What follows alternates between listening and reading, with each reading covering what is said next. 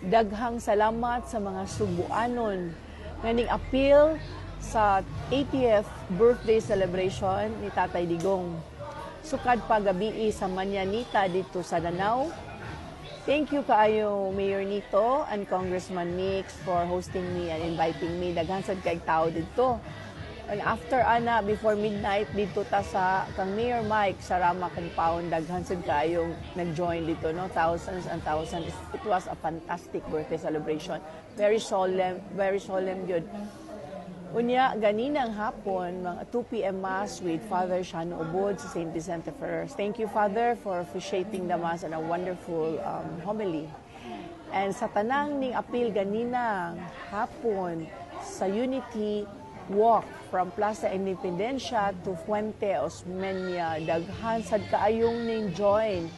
Og along the way, ang mga tao nagsige silag chant, Duterte, Duterte, Duterte, bring him home.